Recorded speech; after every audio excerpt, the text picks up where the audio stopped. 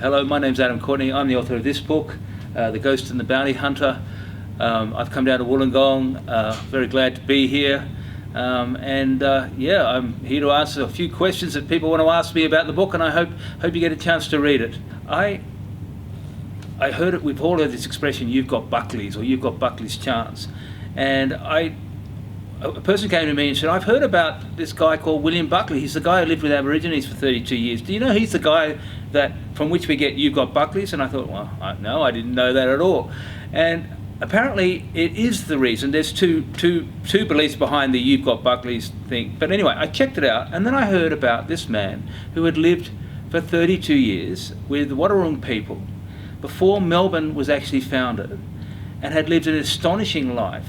And I thought, this is an interesting thing. We use this expression, but nobody knows exactly what it is, what's behind this. And the interesting thing is, I think it's ironic, because we use the idea of Buckley's chance. You've got Buckley's chance, meaning you've got absolutely no chance whatsoever. And yet Buckley was given a chance by the Aboriginal people. So I think there's an ironic thing about this expression. So I got more and more interested, and the more I found out about it, I thought, nobody's done a non-fiction about this particular man, who during this time of, this is important, of reconciliation. He's a perfect example of a man who lived with the Aborigines, who had to deal with their way of thinking, not the other way around, which has been the common kind of story that we've got. Yeah, the research is probably the hardest part of it. I had to find certain experts, because I didn't know anything. I'm one of these classic white Australians who knows so little about the Aboriginal people, especially what do I know about the people of Geelong, of whom the Wadawurrung people that William Buckley lived with. I knew so little. So I went to the Victorian State Library. I went down to Geelong itself. I gathered as much materials as I could. I did as much reading in the first 4 to 5 months. Before any writing goes on, you're doing reading, you're talking to people. I went to meet the Wadawurrung Aboriginal Corporation, the people down there. They told me their view on Buckley. It really was an intensive research time, but I was also extremely lucky. I met a man at Federation University called Fred Carr, who happened to be an expert on not only on the history of the Wadawurrung, but also knew a hell of a lot about Buckley. And he was just I was just totally lucky to meet him, because he said, I showed him some notes and some ideas. He said, no, you're on the wrong track here.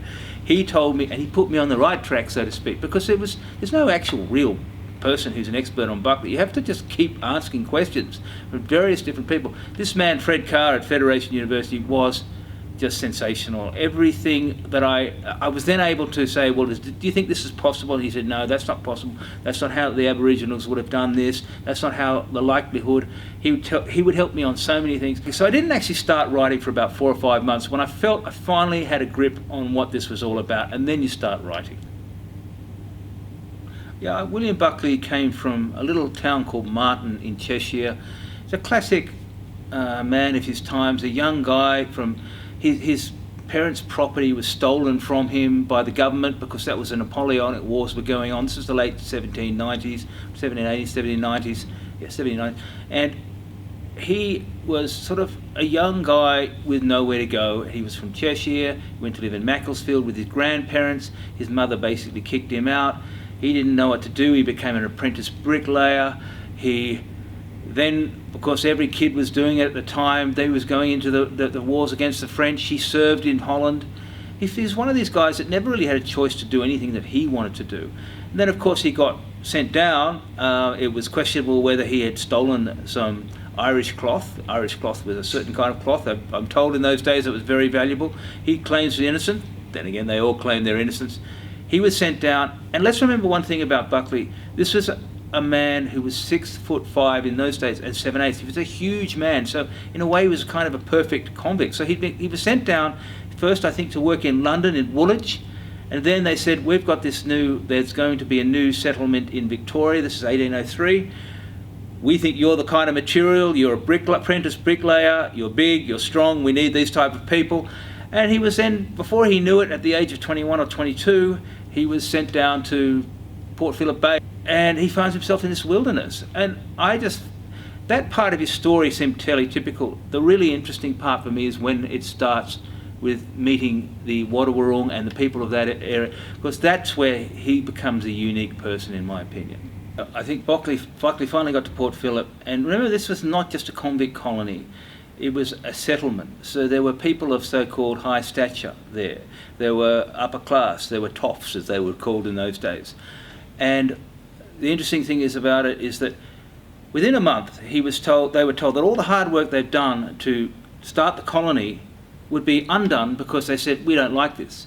Now Buckley didn't understand why he'd done all this hard work, and and all he saw was this upper class gentry cavorting in all kinds of ways, fornicating and drinking, and then suddenly from on high there comes this idea, we think we're going to go to Van Diemen's Land now. And he spent an entire month and a half, and they just decided to reverse their decision on no. But everybody loved this area, by the way. It's worth saying that this was a beautiful, beautiful, untouched area. People didn't want to leave, but somebody up high had just made a decision. So Buckley said, I'm not having any of this. I'm not going to spend the next month and a half undoing all the good work that I've done, and others felt the same way. And watch these people just have a good time on our expense. The colony was like almost a microcosm of British society. You could see how the toffs lived by just looking over there. They wasn't spread out by districts. They were there, and the convicts were there. And they said, we've had enough. So the reason he fled was, firstly, he knew that if they went to Van Diemen's Land, the chances of escape, and that was always on a convict's mind, were even more remote. Because where do they escape to? In those times, there was no settlement, or there was very barely a settlement in Van Diemen's Land. There were a few people. They couldn't escape. If he got to Sydney, there might be boats, and there might be chances to get to New Zealand, there might be chance to get to all other kinds of places.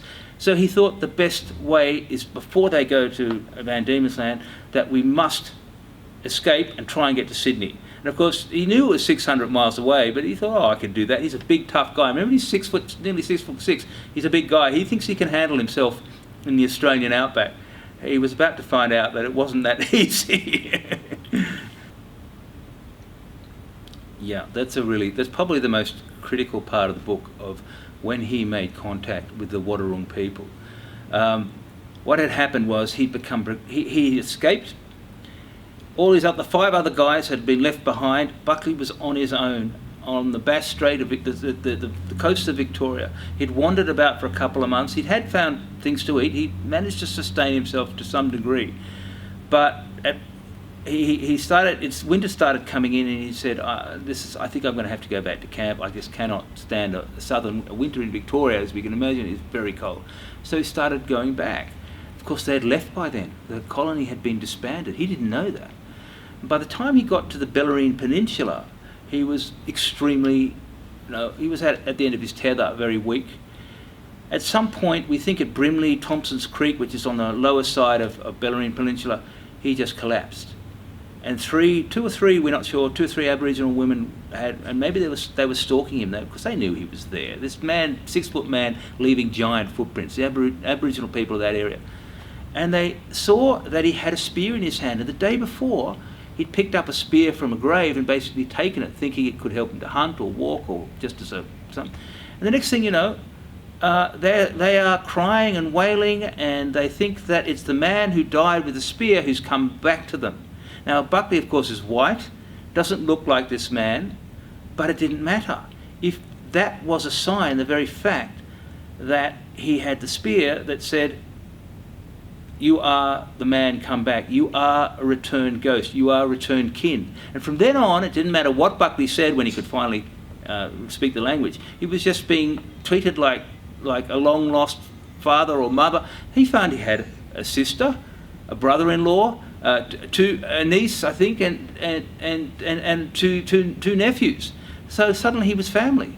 And they believed, what the Aboriginal people of that area lived, and many Aboriginal tribes, I believe, throughout Australia believe this, that when you die, you come back, your spirit goes across the seas, and you come back white. And they believed that he was Murungurk, the man who died in the grave, of who he'd taken the spear. Murungurk come back. And why had he come back? He came back to them because he had to come back to his country and because he loved them. So they saw it as a favour that he had come back to see them, because it was a favour that he had done them because he loved them so much. Yes, I do, with some reservations. I think William Buckley was a true Wadawurrung. After 32 years, I mean, let's remember he had contact with them at 22, and when Melbourne was founded in 1835, that had been 32 years later. I'm almost certain that he was considered, even by them, despite his colour or whatever. They didn't even look at his colour anyway. They didn't care. That wasn't important. It just shows that Aboriginal people don't think in terms of colour. They don't. They had seen him as what they call a nungaretta. Please excuse my bad pronunciation, but that means he was an elder man. So he'd already elevated himself to he was perfect with the language. Apparently he was fluent, perfectly fluent. This wasn't a person who was pretending to or living with Aborigines and learnt some of their ways. This is one who had become an Aboriginal person. But having said that, as you read into the book, and I won't go too much into detail, there are obvious things where the Aboriginal, his Europeanness, even that he had, clashed extremely with Aboriginal cultures, and which made him so often he would leave them and go and live on his own, because I think he couldn't deal with certain aspects of the culture, and that was mostly to do with how they viewed foreigners. He had an incident where he and his family were seen as a foreigner, and another tribe came and perpetrated some terrible things on his family, and he found that extremely difficult to deal with. That's where I think there were moments where he was still a European, even though he'd known all the Aboriginal. He knew how to survive, he knew everything. He never fought in their battles because they told him he wasn't allowed to. It was almost as if they said to him, well, you've died once, we're not allowing you to die again in a battle. But at the same time, he became extremely adept as a hunter and a forager. He knew the Aboriginal ways and he understood them. Yeah, I do think he was a Wadawurrung man, yeah. He didn't know, Buckley, when they finally came, John Batman left 8 people, 5 what they called the Sydney blacks, the Sydney Aboriginal guys, and 3 white guys. They left him at a place around, they believe it was St Leonard's. Buckley comes across them, and he realises these people aren't just whalers or sealers who had come onto the shore for a few days and leave. He knew that this was a settlement. It was clear. He also knew that his own people, the Wadawurrung, would kill these people because they weren't doing the right. If you come onto the land, you have to give back. You have to do a deal with the people. You have to say, we're coming here and we'll give you X, Y, Z. That was never done. So Buckley knew that these white people, the Europeans, were doing the wrong thing, but he didn't want them to die. Of course he didn't want it, because Buckley, you've got to understand, this is a man who would become the go-between between white and blacks, but he was also a peacemaker. He wasn't anyone who wanted ever to see any violence. He was a gentle giant, 6'6", but a gentle giant.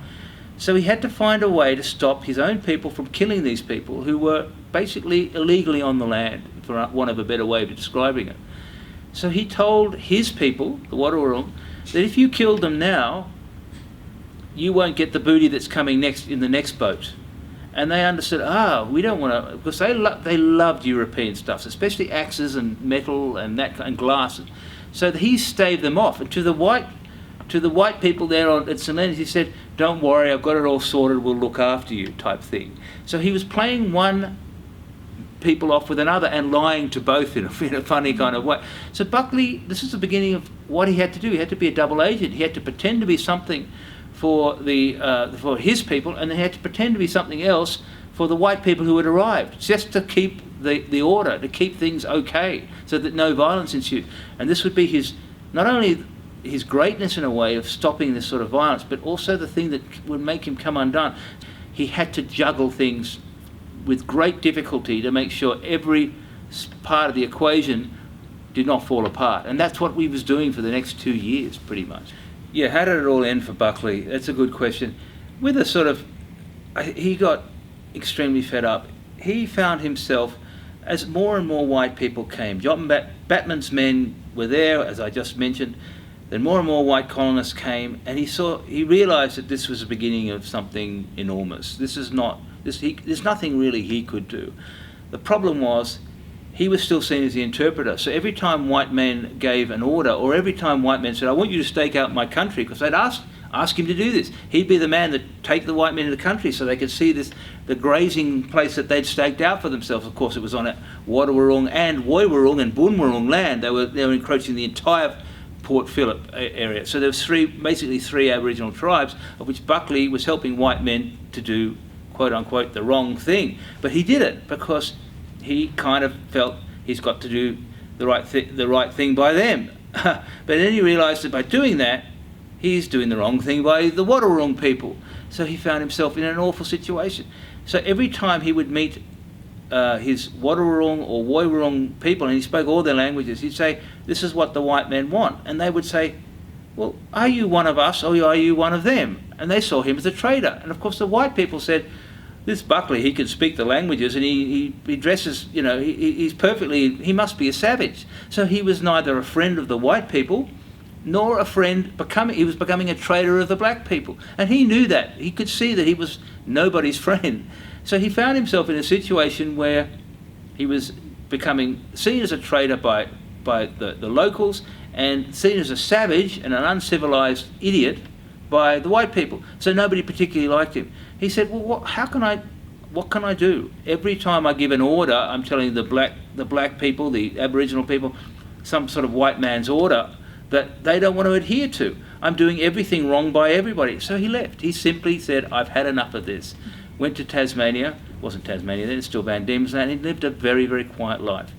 How did it all end? He had a very quiet life in Tasmania, and 20 years later he was on a little gig with a horse and cart. He was a courier. He had some very menial jobs in Tasmania.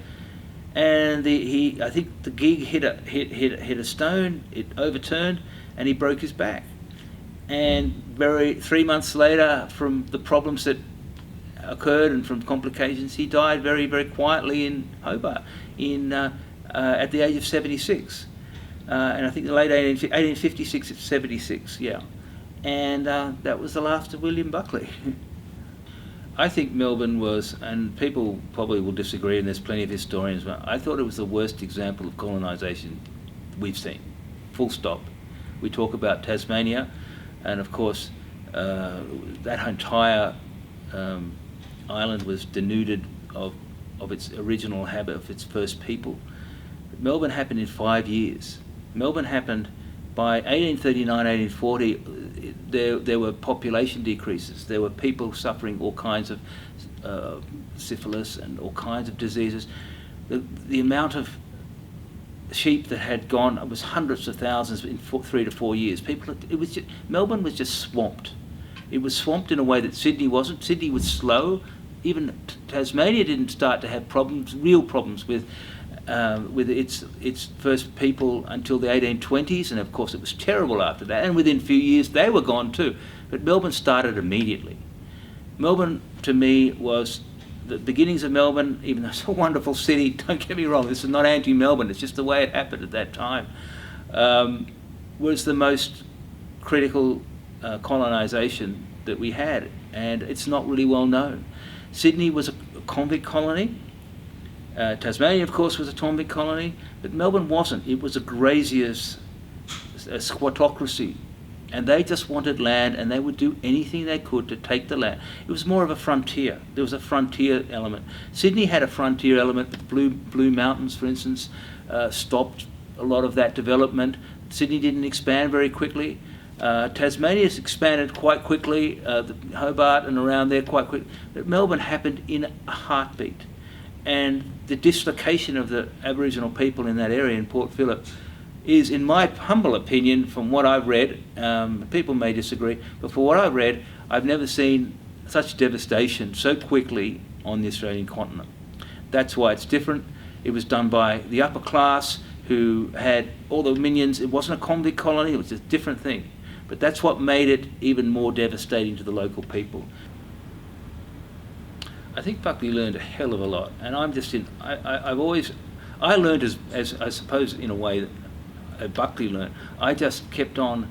I was in awe of the technology and the way of doing things of the Wadawurrung people. In fact, when I used to understand it's the Kulin nation, there were other tribes as well, and he would move from one to another, but basically he would stay with the Wadawurrung people. it's their technology that's just incredible, and their understanding of their. We all know about, many people know about, of course, the fire practices.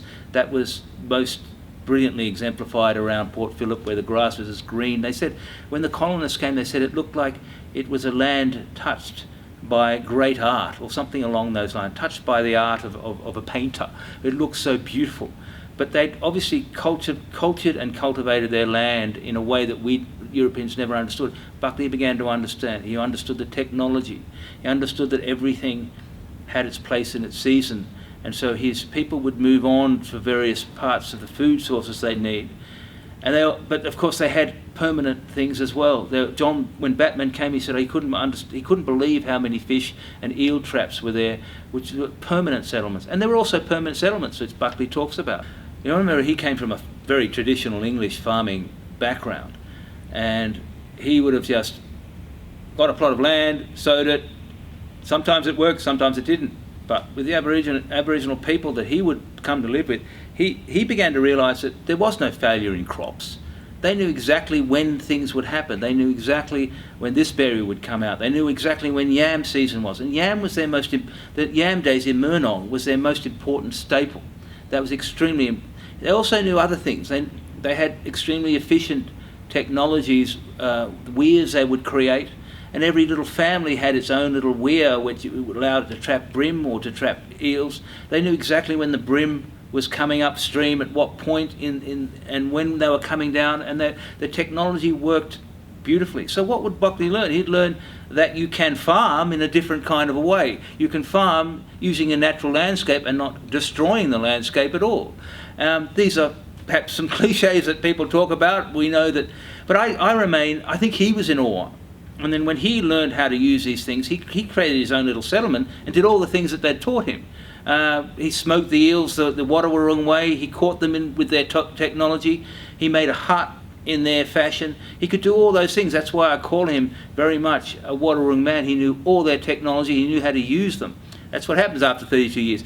I think he was in awe of how they used the land, how they cultured it, and how they knew exactly what they needed at any point of time.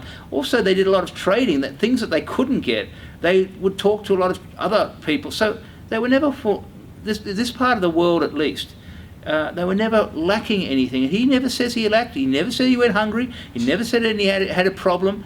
He was never cold. They knew exactly what to do, and with everything. The Wadawurrung people knew exactly what could be used from the landscape, and used it to the most fantastically brilliant degree in the most innovative ways. And I'm in awe, as he was, of what they did. I can tell you 110,000 reasons why you'd want to read it. No, I just think it's a great story. For once, it's not about how Indigenous people had to cope with us overwhelming them. It's about how one man came to terms with a culture so different to his. And it also reminds us of what we've lost. We've lost the most incredible bits of culture. And it's so sad, and they had so much to offer us. I don't know how it would ever have been reconciled, our European rapacious capitalist type culture with their knowledge of the land. But wouldn't it have been wonderful in this fairy tale in my mind that we somehow came to some understanding, and we learnt their ways and they learnt ours, and we gave this wonderful exchange. I think it's a sad story because it showed that the reconciliation didn't happen right then. But it makes you think that Buckley, if he could live for 32 years, could we have done something else?